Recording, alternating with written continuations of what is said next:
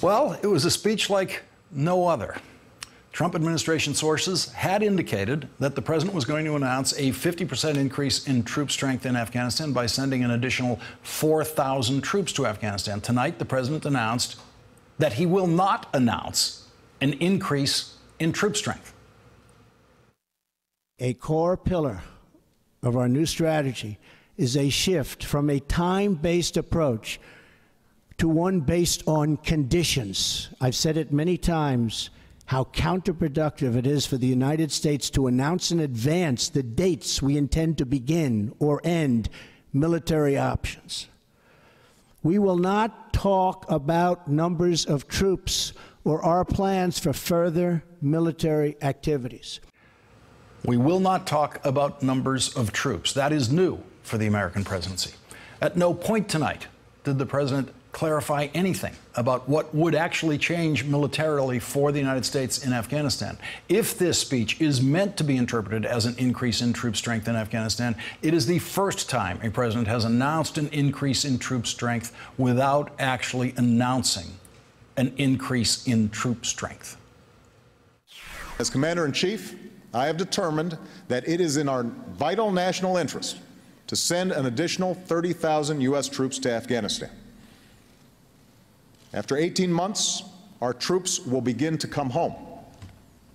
These are the resources that we need to seize the initiative while building the Afghan capacity that can allow for a responsible transition of our forces out of Afghanistan.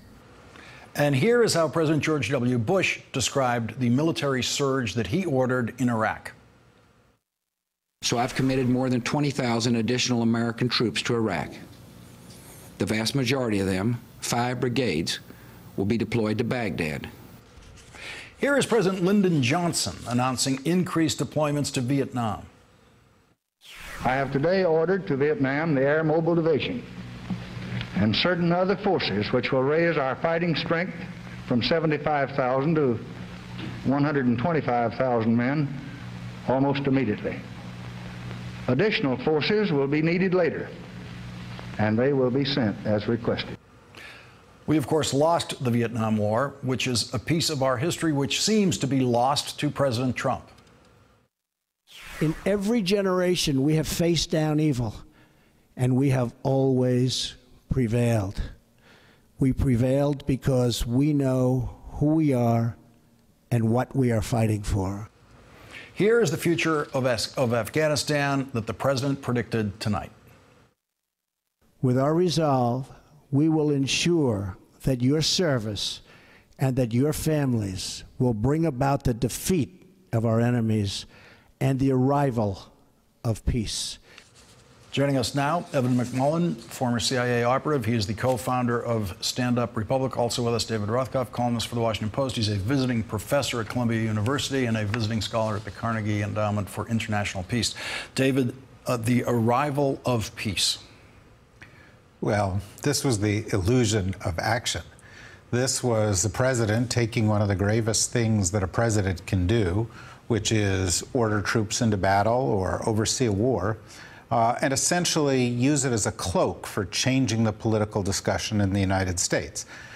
You know it was a cloak because, as you said, there was no announcement of numbers in it. In fact, he talked about a strategy, but there was no strategy there. He talked about a commitment, but there was no commitment there. He talked about a change, but there was no real change in what he was talking about. And he talked about principled realism. Without principles, or without a realistic view towards what would be necessary to achieve what he talked about, which was victory. We're not going to achieve any kind of victory in Afghanistan. As it happens, Trump was probably right on the campaign trail. This is not a place where we are going to succeed, and we should probably try to figure out how to get out of there as quickly as we can. But he brought this up tonight, and as you say, he did so in a way that rushed Pence in. And we have to ask, why did he do it? He did it to change the conversation. He did it to get away from his disaster of last week. And he did it in a way that brought that up, because if you listen to the first part of the speech, what did you hear? We want to fight against bigotry. We are one people. We must be tolerant. We are fighting for each other.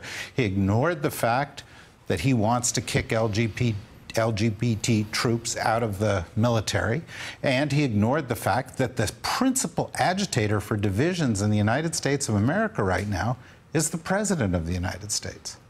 Evan, on this point of troop numbers, as we just saw in that quick review of presidential announcements, there's always been two reasons for it. One, in a democracy, it is believed that the public has a right to know how many lives are being put at risk. And two, part of this announcement, these announcements historically, have been intended to scare the enemy. They expect the enemy to be scared with this, by this new commitment, by the new number of troops that are coming. If the president is afraid to mention the number, it would seem the president doesn't believe he has a number that can scare anyone on the other end. Well, unfortunately, I think you're right about that. And so by not naming a number, it may have been the right thing to do if you're just optimizing for impact on the ground in Afghanistan vis-a-vis the enemy. But I agree it makes it very difficult then for the American people to understand what their government is doing in a war and then to therefore hold their leaders accountable.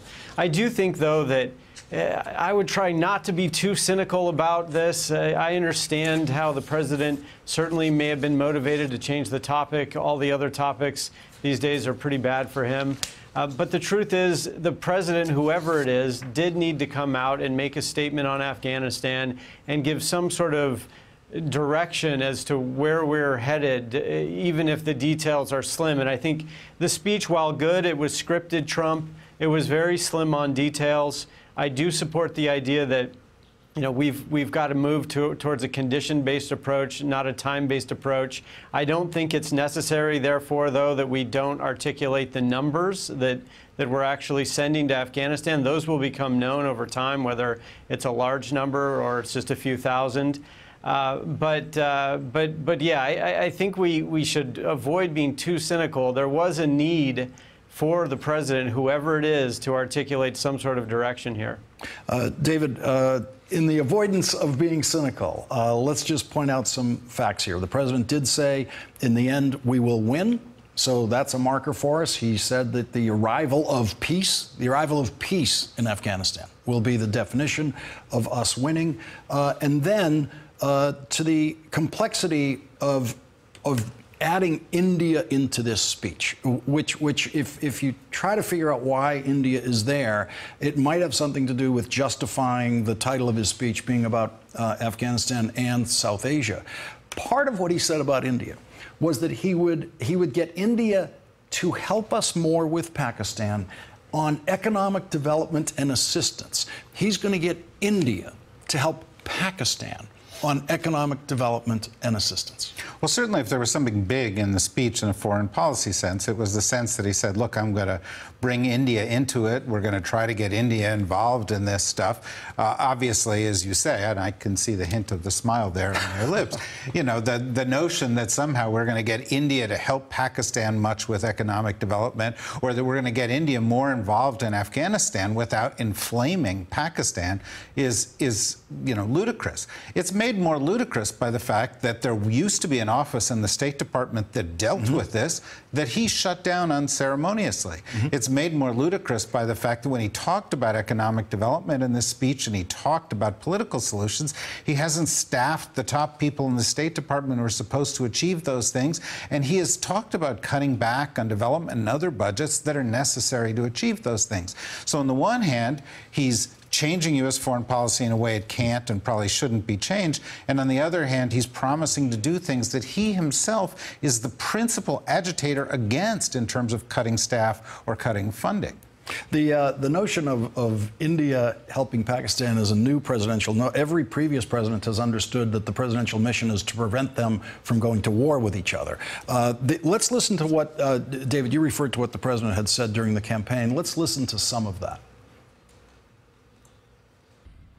I know more about ISIS than the generals do.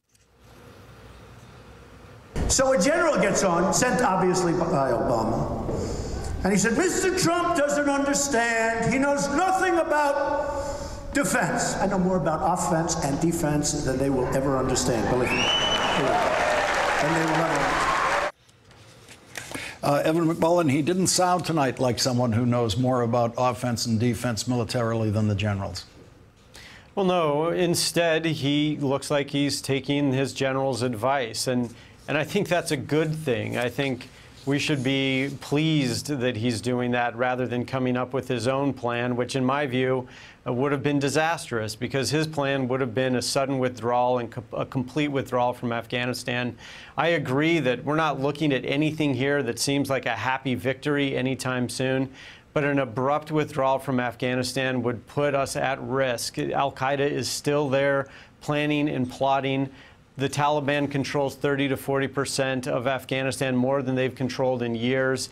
I wouldn't advocate for a wholesale occupation of Afghanistan, something that large scale, but we've got to have a presence there that's capable of pushing back against the rise of international terrorist groups who are still plotting against our country and against our allies. But David, did the president threaten an abrupt withdrawal or a complete withdrawal from Afghanistan when he said to Afghanistan tonight, our commitment is not unlimited, our patience is not unlimited?